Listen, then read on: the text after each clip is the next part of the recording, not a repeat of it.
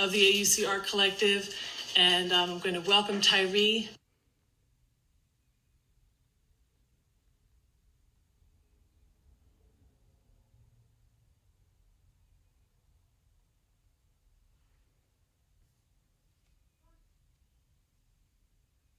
This conversation with all of you today.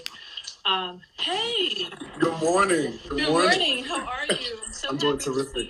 You as well. Thank you for the opportunity.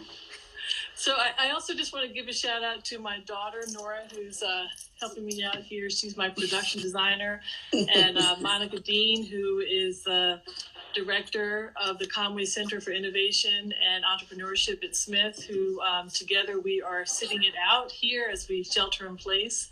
Yeah. And I also just want to, again, thank all of the health workers, the parents, the teachers who are helping us through this very difficult time, and the artists that we're going to be talking about today, and curators like yourself, Tyree. So welcome. Thank you. Thank you for the welcome. I'm so happy to be here and sharing the space and holding court with you. Thank you. Yeah. Great. So I wanted to begin. I think that there are a lot of people here who know who you are, who probably. I think you've got a great presence, of course, in LA, and through the work that you do. And I thought that I would begin just by saying, for anyone who may not be familiar with your work, to talk about the kind of work that you did in school, your training. And just to maybe ask you if you could give us a sense of if you knew when you were, when you have these questions that you're asked when you're a kid, when you're 10, when you're 12, when you're 16, when you're 18, did you know what you wanted to do when you were a young person? Cheryl, thank you again for the opportunity. Growing up, I had a lot of ups and downs, just to be very transparent. I was raised by my grandmother from the day of 3, and it was my grandmother who really surrounded me with a love and appreciation for Black culture, particularly Toni Morrison and Lorraine Hansberry, James Baldwin, Malcolm X, and Maya Angelou. These were the books that were in my house and growing up. And I didn't read all of them, but their titles were all through. And as time progressed in school, she had put me in a performing arts education through elementary, through middle school, through high school. I kind of had an awakening, not until college, where I got a second lease on life, essentially at an education full time. And you were at Temple, right? I was. My undergrad was at Cal State Bakersfield, so go Runners. Okay. And right. there, no worries. And while there, I took a service trip to South Africa. And when I went to South Africa, my heart, my mind, my soul was pricked in a way that I still am trying to reconcile. But I knew in that moment that I wanted to be able to expound on the feeling and the sense that I got in South Africa and educate everyone else, particularly those who are descendants of Africans, about the beauty and the breadth of who we are at our core. And so I came back to Cal State Bakersfield. I applied for a master's as a McNair scholar and to Temple University, and I got in. And then that's where my love and my drive for African-American history, African-American studies solidified, and there began the journey. Right, and you did your work in Pan-African Studies, and I did. Part of this conversation, it's about you and your work, Tyree. It's about the moment in which we're living. It's about especially the type of work that you're doing in terms of community outreach at the Autry. Also, your interest not just in African and African American studies and African diasporic peoples, but especially how do we work with, how do we think about how we empower and enable Black men in this profession as well. And so I wanted to point to just a couple things that I heard you say. Sure. The McNair Scholars Program.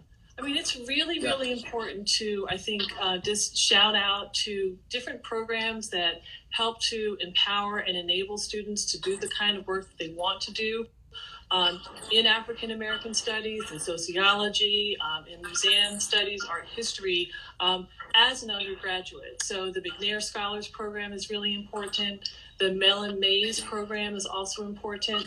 And maybe you could say something about how you were mentored through those programs, either as an undergrad or while you were in grad school. And we're going to talk about, the work that you've been doing more recently as well, and mentorship. Had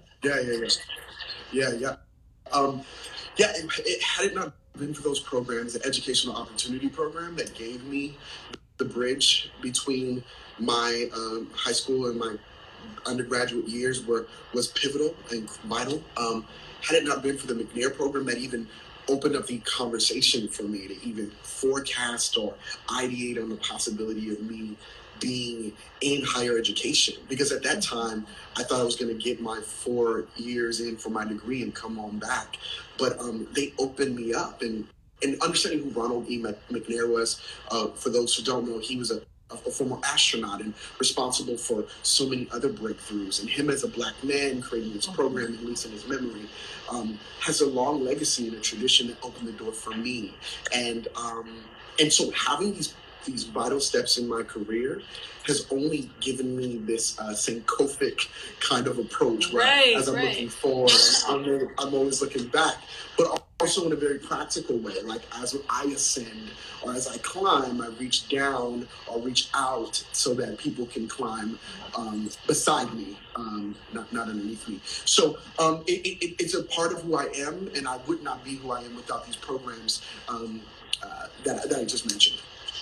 Okay.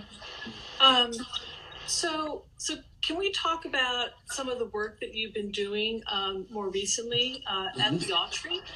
And I guess I'd like for you to share with us, some history of the Autry. Sure. It's not a museum, I think, that a lot of people do know about. Sure. For those who do know, before I was at the Autry, I was in the California African American Museum. And I was a history curator and program manager there for 3 years, three plus years. And there I got to cut my teeth and really refine and hone my approach to Black history and curatorial studies. At CAAM, I refined my lens to understand how the Black experience in the West has informed national discussion. Mm-hmm. And when an opportunity came to join the Autry, a mainline museum here in Los Angeles, I felt that it was an organic next step for me in my career as a historian and as a curator to bring my experience, bring my community's experience into a institution that has had that that presence there, but it hasn't been felt, and at least not in the contemporary sense. And I thought that given my intergenerational background and the way that I curate immersive experiences that don't negate the authenticity of the Black experience and the experiences that are adjacent, the Autry also saw the need, also saw the opportunity in having me join, and I've been involved with the Autry for 3 months. The Autry opened up in the 1980s. You said it's just been 3 months. Yeah, it's just been 3 months. Been 3 months. Okay. I started in January. And the reason being why it's only been 3 months, but a very exciting 3 months, is because they've been broadening out their curatorial voices that are more encompassing and diverse of all the experiences that happen to inhabit the West. And so I was hired, as well as an indigenous curator was hired by the name of Joe Horsecapture, and we are bringing in these communities' voices into the fold so that these discussions can be more authentic. Right. So can I just want, speaking of community, I want to take a moment and just read something that you said about the kind of work that you do and what's important to you, and then maybe you can kind of continue on that thought in terms of the work that you and the other curator that's been hired are really trying to do with the Autry. And so you said, and this is on your website, and I encourage everyone to go to Tyree BoydPates' website. It says TyreeBoydPates.com. No, it's great. I mean, there's so much amazing information there. And, Thank you. Thank you. That shows the kind of work that you do. You get examples of your writing and the work that you've done as a history curator, and you're also, sharing with us what you're picking up as we're all sheltering in place. But you say, quote, "Nothing brings me more joy than giving back to my community in the ways that it counts." So if you could maybe pick up on that and say something more about some of the work that you've done. Of course. Well, working at CAAM in particular gave me a deep appreciation for coming from Los Angeles, but also being involved with the Black community in Los Angeles.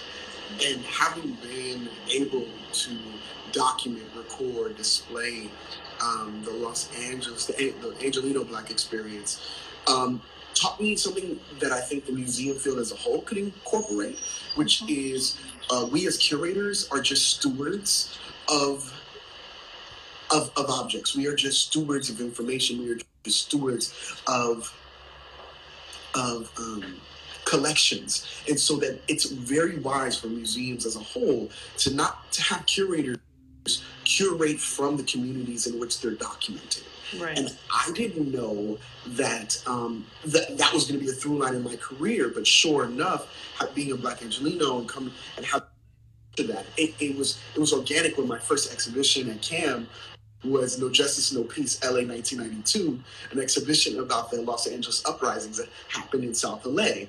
And now living and having grown up in Koreatown my whole life, I understand how both of those dynamics in those communities were interchanged. And who better to curate an exhibition about the places in which the unrest occurred.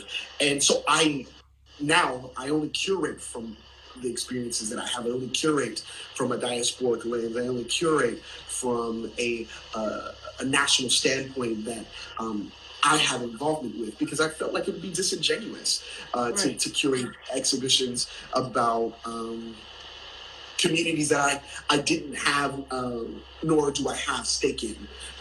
And therein lies a great opportunity for other curators to also get involved with as well. Right. And I want to shout out to all my friends. They're here.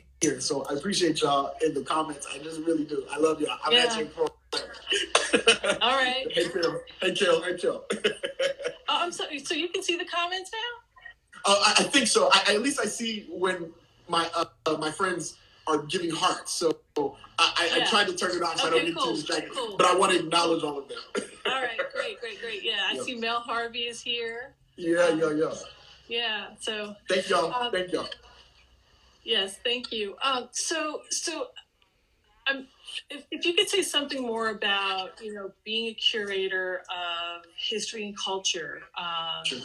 And kind of thinking about that charge, how it overlaps with or might differ from being a curator who works with art objects, right? Sure. So if we think about where the type of work that you do would be. So you started at CAAM.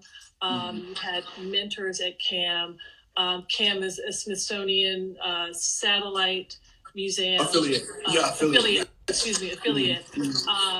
So in terms of the type of history and culture that you are working with, and you gave a really great example of the No Justice, No Peace exhibition. But how might we think differently about curatorial practice if we are using history as the object, the collection that we're working with? Yeah, no, that's a great question, Cheryl.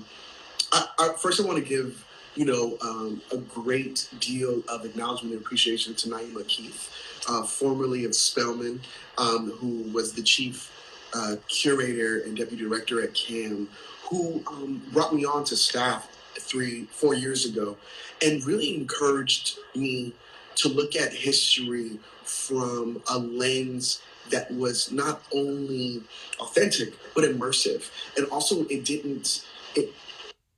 had an aesthetic quality that was comparable to any visual arts exhibition that it was alongside. And so she gave me a lot of reign to actualize that, and really she gave me 5,000 square foot spaces often to fill. It's an amazing space, CAAM. I went there. I think the first time I was there was probably in my first trip to LA, which was decades ago. But we were there recently with students from the AUC Art Collective. We took a group of students on one of our insiders, and we spent our last day. We started out the morning at Roscoe's. As you should have.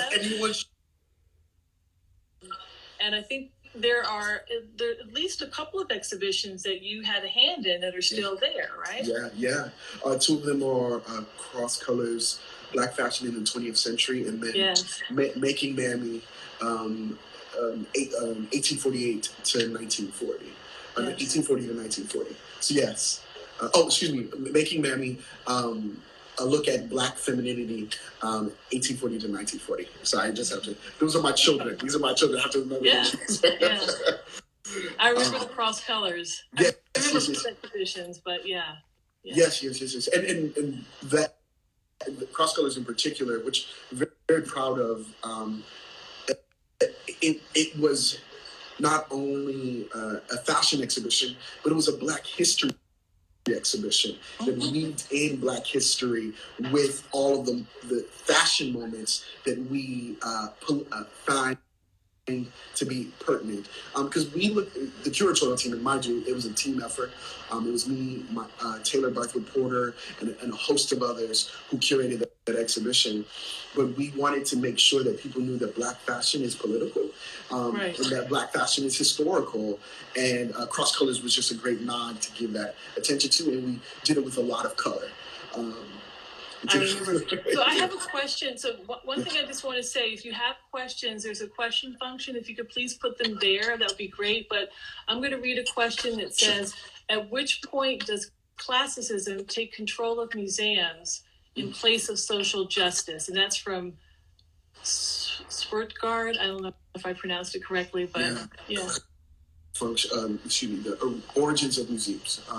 Museums, as much as we appreciate them now, we can never negate the historical ramifications of them being a colonial effort, and a part of a colonial effort in pillaging and plundering countries and then displaying some of the objects that they had gotten. And so because of those colonial underpinnings, at the very least, you're going to have hierarchical issues, and out of those hierarchical issues will be the elitist conversation that I think the question is addressing. I think as curators, particularly Black curators, we are always actively engaging with that hierarchical system and figuring out ways that we can actively disrupt and open doors of accessibility to those who are marginalized and oppressed. Being an African-American male curator who started in an African-American history museum and then joined a mainline or a mainstream museum, I understand the nuances and the complexities of those oppressive cycles. But I also will not be a lying dog to engage with them without any form of confrontation. And not all confrontation has to be combative, but confrontation nonetheless in delivering history in an authentic way that doesn't negate the experiences of those who have been locked out and have been erased. And so my job as a curator, again, is to summon the histories that have been on the fringes and then put them at the center so that they can never be forgotten again.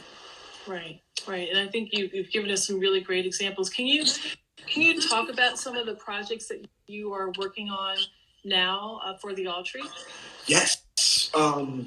Again, because I take a community lens, I'm working on several exhibitions that have been delayed, and I can't announce them because they've been delayed because of a pandemic.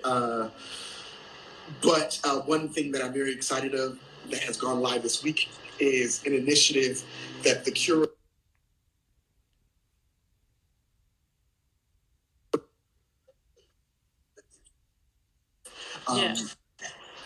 collecting the West in COVID-19. So we've created an entire submission portal so that those who are in the West can submit recipes, journal entries, and images of their face masks, so that we can collect the history that is currently on, that we're all immersed in a rapid way. Because I learned from the work of Lonnie Bunch and the curators at the Mock in DC that history is ever present. James Baldwin talks about this often, that history is ever present, and we, as a curatorial historical team, feel that we need to collect history now so that we don't forget it in the future. So we're allowing people to submit, and the Collecting Community History Initiative is their first foray, or the first effort in making sure, again, that Black history, Native American history, Armenian history, whatever history, does not get lost in the proverbial sauce. So I want to say thank you for giving a shout out to Lonnie Bunch. Of course. I know he's one of your mentors, and absolutely, and, a historian par excellence. He's there now in charge of the Smithsonian, all of the Smithsonians, after having been the inaugural director of the National Museum of African American History and Culture. And thinking about this collecting community history that you've just began discussing, we had a pre-chat conversation about this, and I was thinking about the ways that this recipe that I've written down on a piece of paper, but rather there could be other ways that you might, even in the times in which we live, activate that type of collecting to make it something where we're sharing in the way that you and I are sharing right now with everyone else who's on the on this live chat. So the other thing I wanted to point out too, that I think is really important about the work that you do, the community-based work that you do, is that you are thinking about histories of the present, or what we're living, what we're doing, what we're making in the present, that some people might not really think is that important? Why save a mask? Why save some of these kinds of things that museums typically don't collect, right?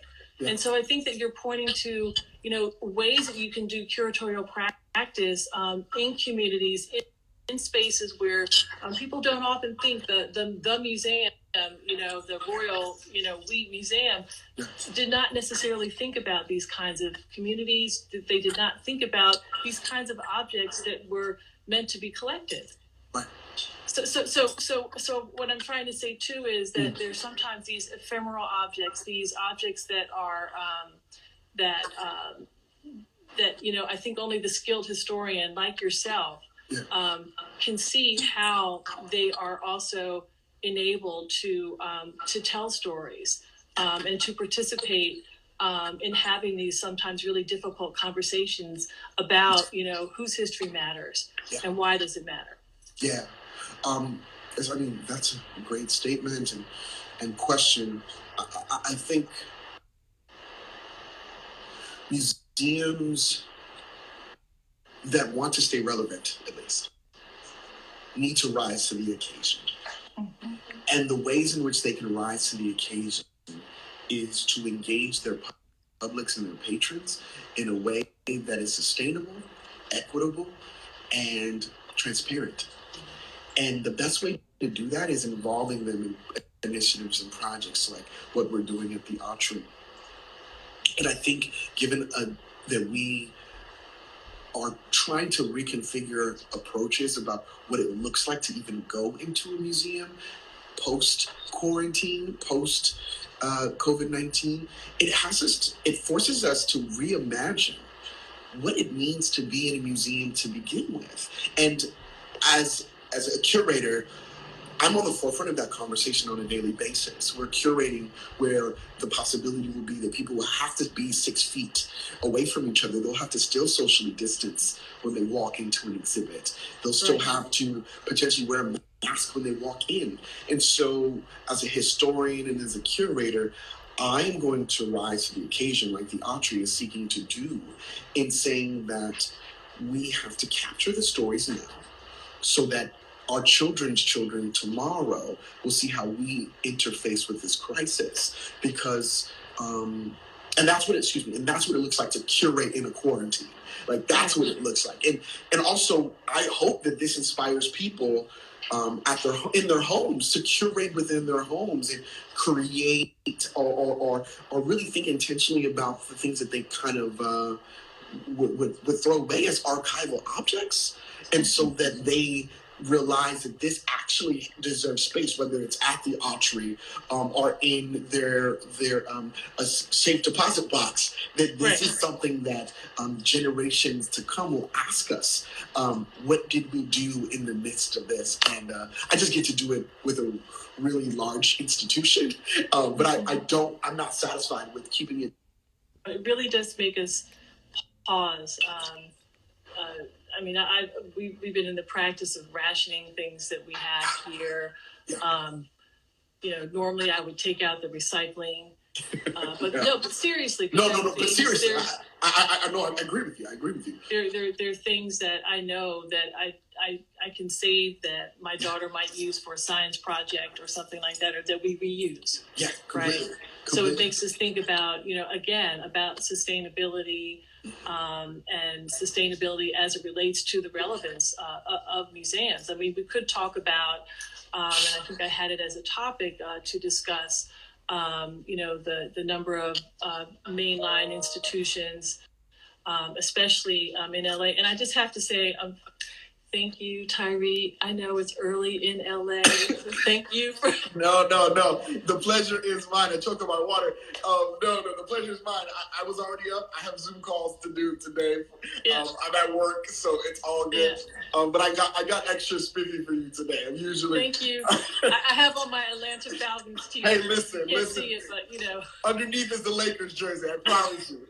Underneath it's the Lakers jersey, and the gold is for the Lakers. Yeah. But I just thought that,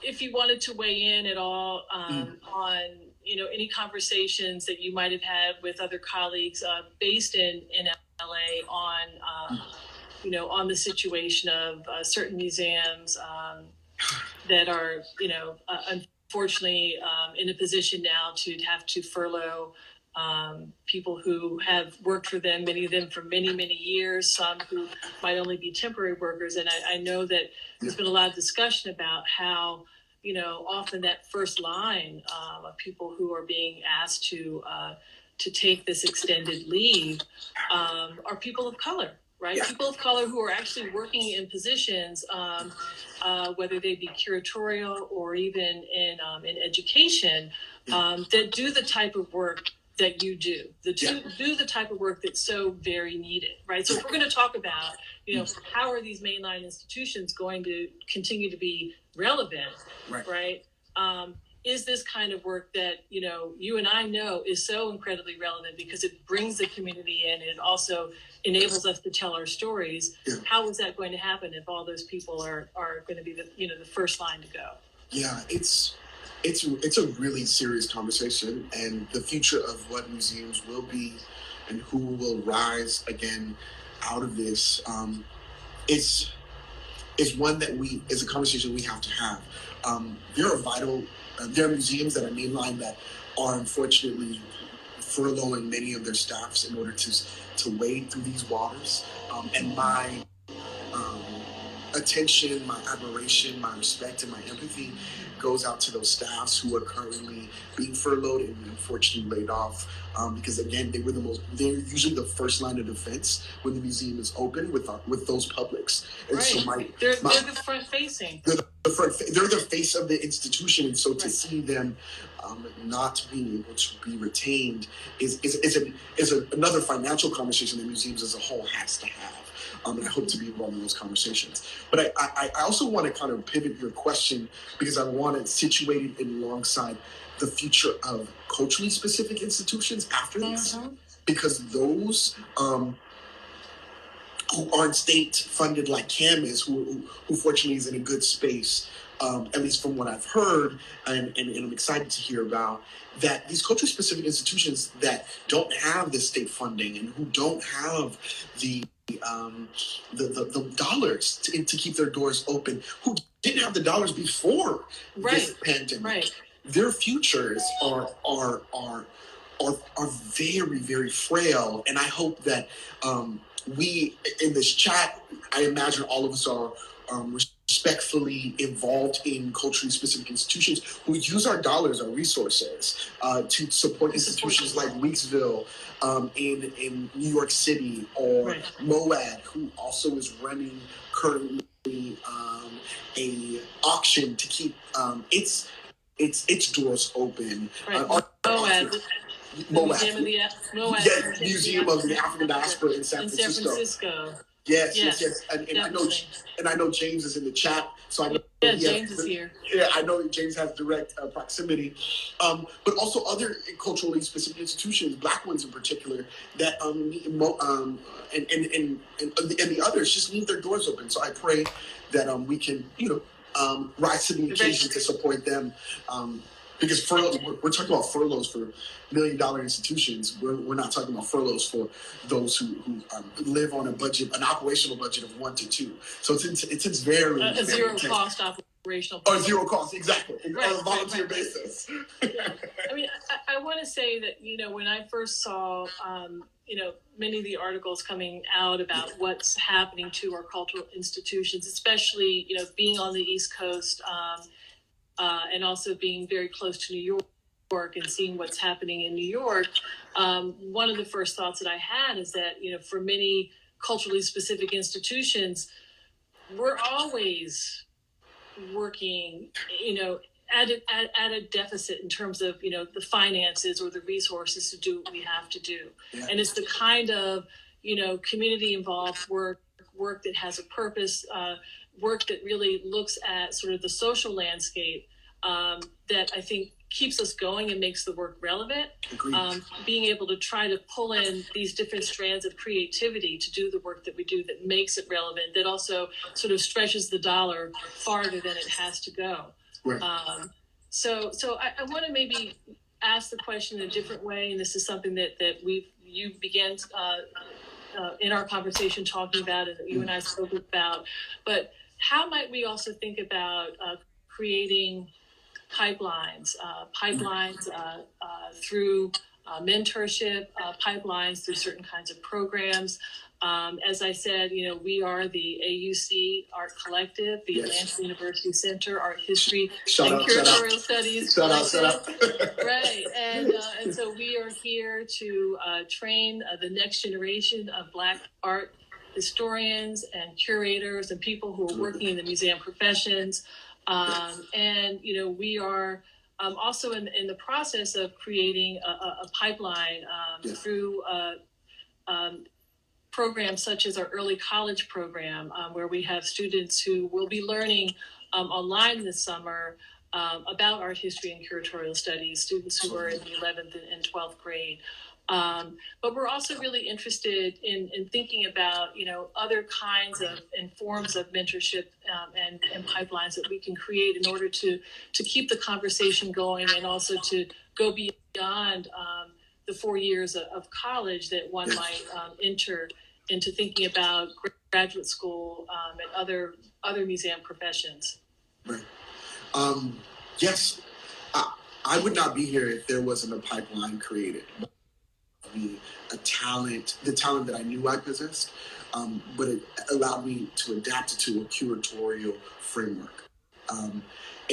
And I understand now, given her background, her being a Spelman alumni, but also being an alum of Studio Museum of Harlem, and how Thelma Golden at large has created pipelines. Studio Museum is a pipeline. It's an institution, and so understanding her background and her ability to see talent in me has incentivized and really catalyzed me to seek out opportunities to mentor Black and brown students who see themselves in me, particularly in a career fashion.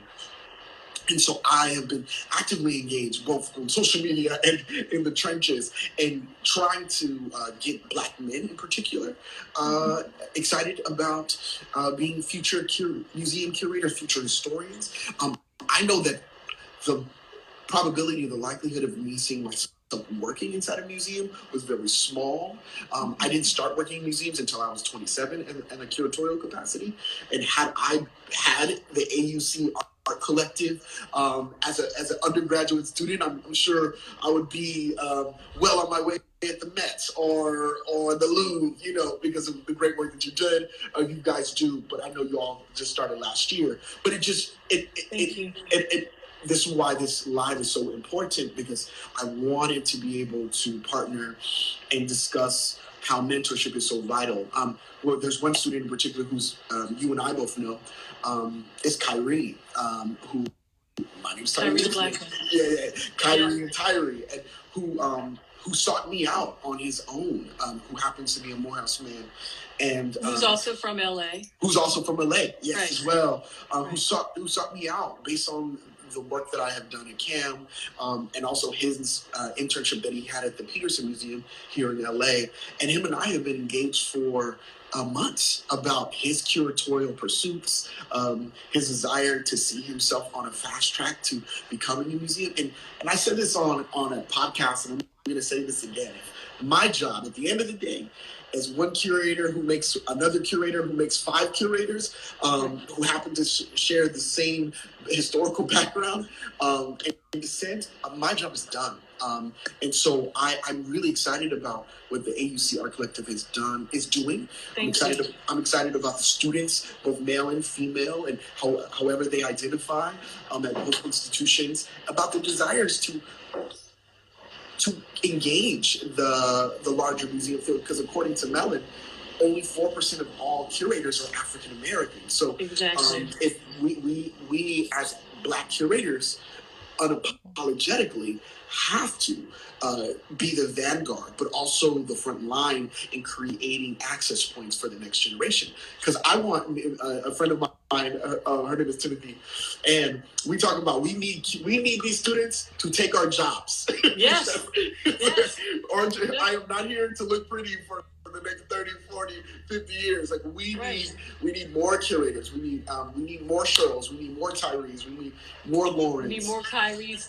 We need more Kyries. We need more Neil. So Neil Gratzky is joining us again. Neil did the early college program. He was in the inaugural cohort last summer, and I think anywhere I go virtually lately, I've seen Neil. So thank you, Neil, for supporting us. We look forward to welcoming you to the AUC Art Collective this fall. He's going to be enrolling at Morehouse College. So that is a pipeline in the works. So we're really excited about that. And Neil, feel free to follow me, man. I would love to keep in touch. And so that's the practice. It's like it's Sankofic. It's looking forward, looking back, building bridges. And because I didn't have good enough grades in high school to get to Morehouse, this is my the way that I want to support HBCUs and retain future historians and curators. So this is why I was talking about this. One of the things that James Leventhal is thinking about, these networks and partnerships and networks of mentorship. So I wanted to ask you, did you have in any of your years, either in undergrad or in graduate school, opportunities to intern? Yes, I did. Wow, that's a great question. And I probably wouldn't be here without them. And I can't forget to mention that in graduate school, when I was a master's student, a master's candidate at Temple, I was for an entire year an intern / docent at the African American Museum of Philadelphia. And I would not be here without AMP.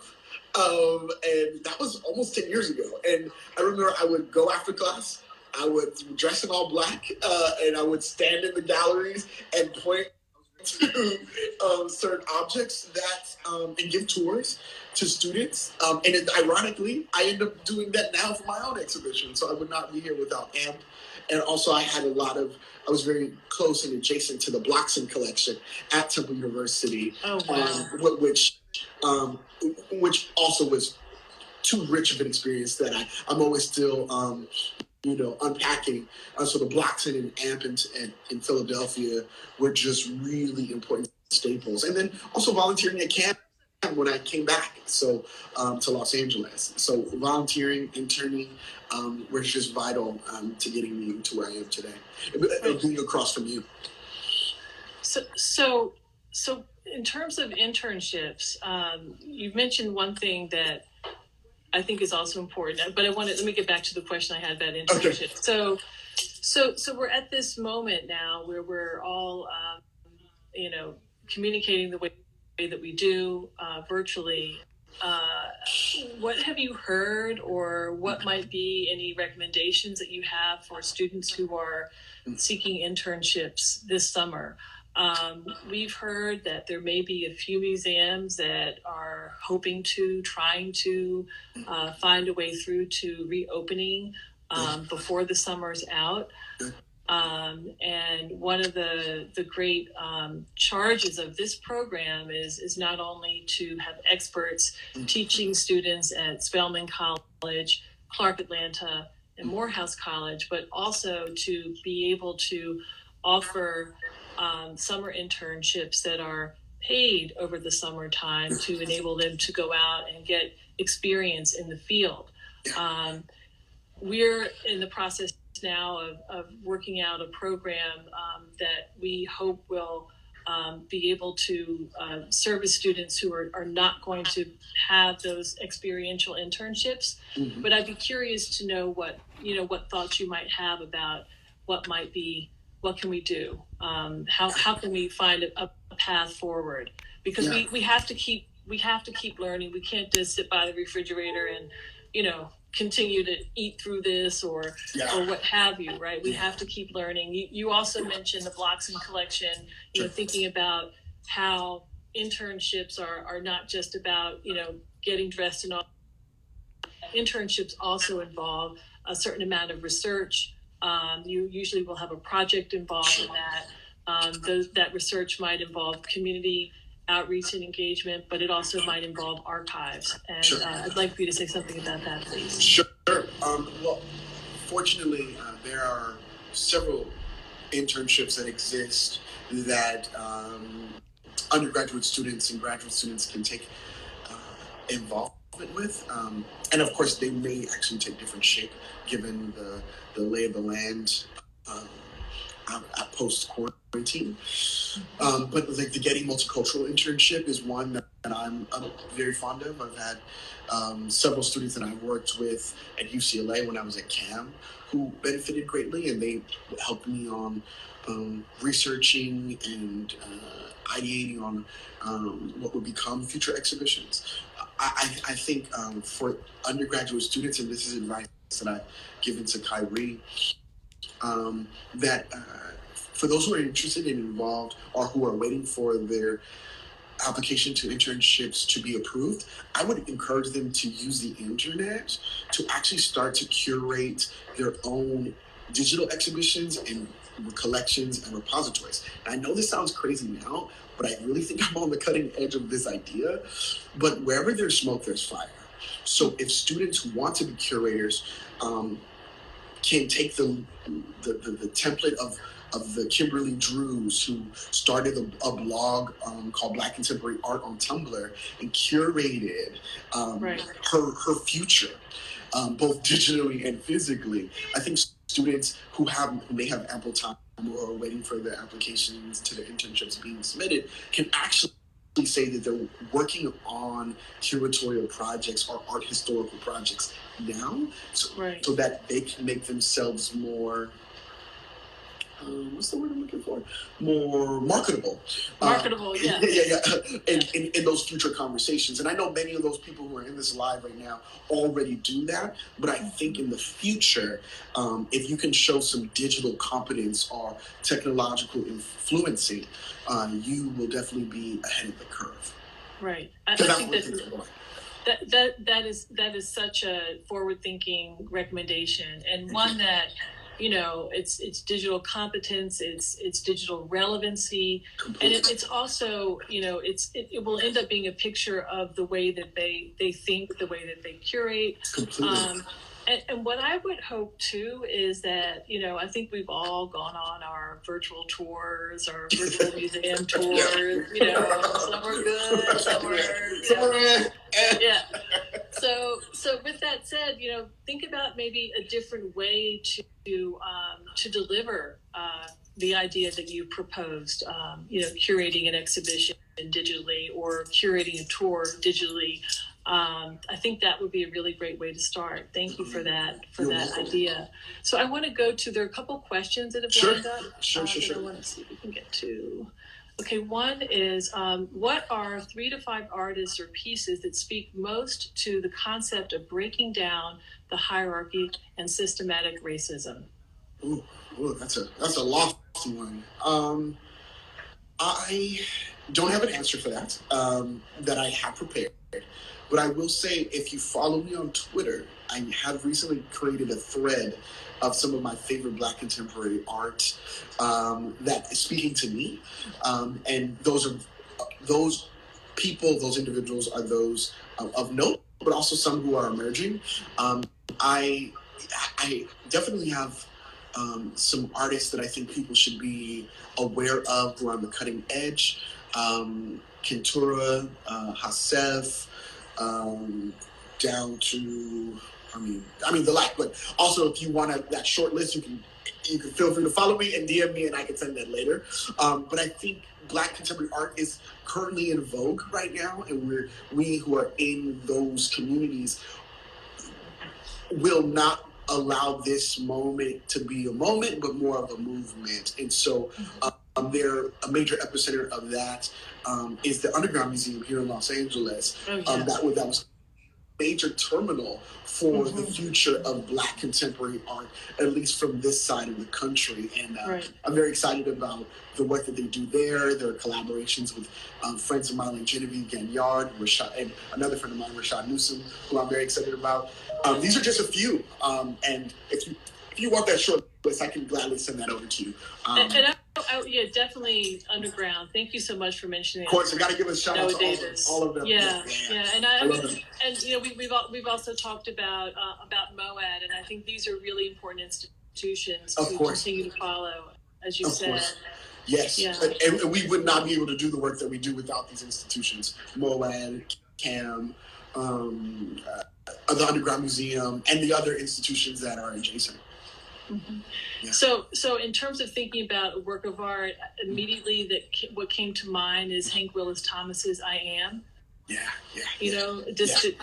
To answer that question that was posed, that's one that just comes to mind to me right now. Yeah. So I have another question here. Sure. This is about internships. Sure. So what about internships for people who are not in school but really interested in curating and curatorial practices? I don't want to say that the window of curating is closed, because I think I started my journey very late. I would encourage those, especially those individuals who happen to be from communities of color, to start to orbit around their culture-specific institutions that are local to them, and having direct conversations with those who are in curatorial capacities at those institutions, because they can serve a bridge at non-traditional internships or non-traditional assistantships that can really be fortuitous for their careers moving forward. Well, I would also add to that, maybe thinking about the role of the docent. Yes, too. That's another way to think about. Agreed. And if not a docent, I wasn't a docent but a volunteer, and so I can only really speak to my entry point. But being a docent is definitely something I would encourage. Okay, great. So another thing I wanted to speak with you about was some of the kinds of things that the Autry as a museum has been known for historically, either in the West or in LA. Sure. If you could just maybe give us a little, like a quick sketch of the Sure. history of the institution. Yeah. And because so you spent 3 years at CAAM, and then you moved on to the Autry. And I'm just curious about, how you might be taking what you've learned from CAAM Sure. To the Autry, and speaking about the idea of partnerships and sort of webs of influence, whether they be in a particular city or region, or even, across the country or globally. How might you see the two different experiences sort of working hand in hand as you go forward in your career? Well, and if anyone has more questions, please feel free to feel free to throw them out. That's a great question. For a sketch of the Autry. Autry was opened in the 1980s by Gene Autry, who was originally known as the singing cowboy in major Western films. And Gene Autry's career, and ultimately the advent of his museum, came out of his entrepreneurship, his involvement in music, his involvement in entertainment, his involvement in sports. He also used to own several sports teams here in the city. Adjacent to the themes in the films that he was in, i.e. cowboys and Native Americans, but also largely collecting around the indigenous experience. And the Autry now has the largest Native American collection outside of the Smithsonian. So we have one of the largest indigenous collections in the country, which we're very proud of. But what I saw in joining the curatorial ranks was an opportunity to bring, again, a curatorial voice, a community voice into the fray that would allow the institution to be more democratic about its interpretations of the West moving forward. And I'm one of many in the curatorial team who seeks to do this. I'm not a lonely only. But my pursuit is to speak directly from the Black California experience, or the Black Western experience. And there's so much. My work at CAAM has taught me that there's so much that has not been taught in schools. There's so much that is actually still hidden, that the general public would actually become better having known. And I aspire, and my commitment is to bring those things into the Autry just as much as I did them at CAAM. So that's kind of the way I see them both wed. So when I think about, sorry. And so my first exhibition that I hope, or one of the exhibitions I hope to curate, is the Nat Love Black Cowboys in the American West. Because okay, good. Because no exhibition, there has not been a comprehensive exhibition about the Black cowboy presence in the West yet, particularly at the Autry. Sorry, I wanted to round this all out. Thank you. That's what I was just about to ask. Yeah. Thank you for the honor. I was going to say, so my knowledge of the Black West is Black cowboys. So that's what I was. Yes. And that's a rich history that deserves retelling over and over. And particularly, I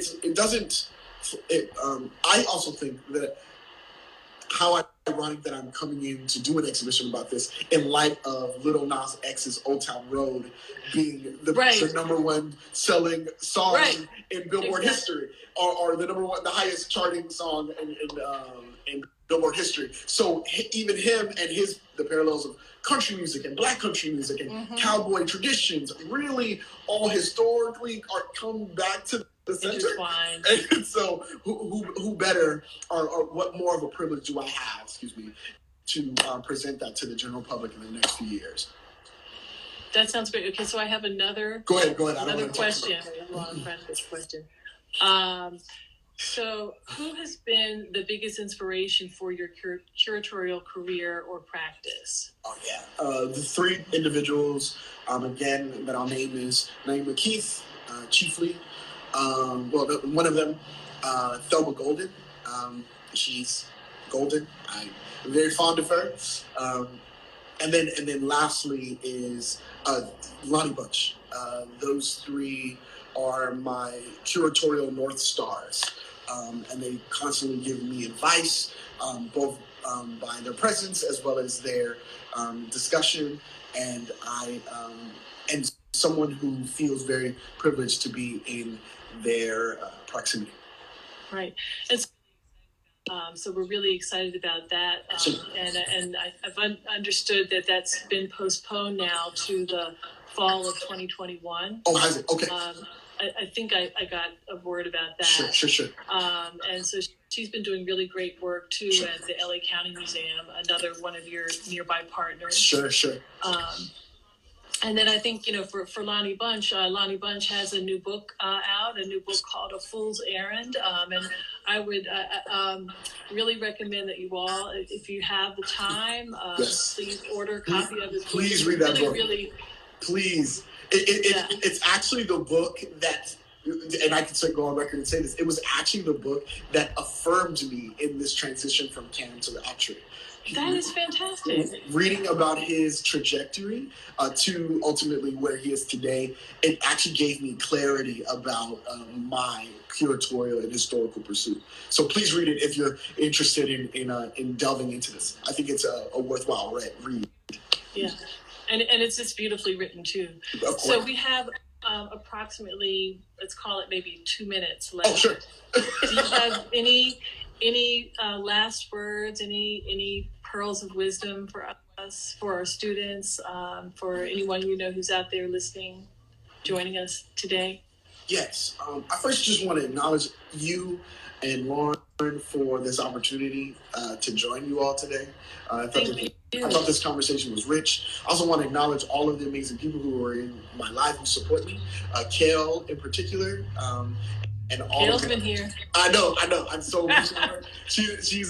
She's a Spelman alumni and very special to me, so I admire her deeply. And then the nuggets, the wisdom, the gems.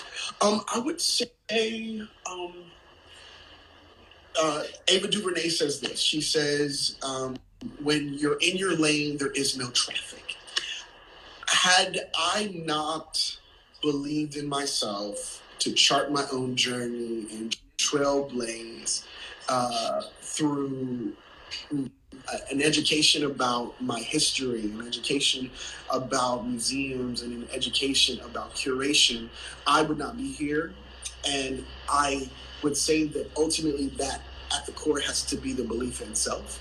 And that right. You, as a student, undergraduate, graduate, postgraduate, or no graduate, that you too can make major inroads and be successful if you dedicate your time and your resources to it. And if they don't believe in you, I really want to say this. A lot of people will not get it. A lot of people will not understand why you want to study art history, why you want to study African American history, or even do museums. But don't let them deter you. You can chart out your path, and I can guarantee you will make major impact if you stick to it. And so I can speak from personal experience. So. Thank you so much. Thank you, Tyree. We've been getting pearls of wisdom and experience from Tyree BoydPates. We're so happy that you were able to join us this afternoon. Thank you.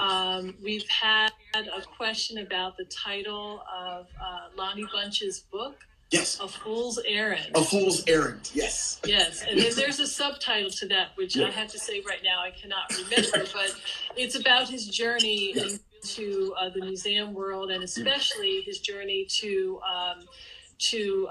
building the National Museum of African American History and Culture. So please join us next week, same time, please do.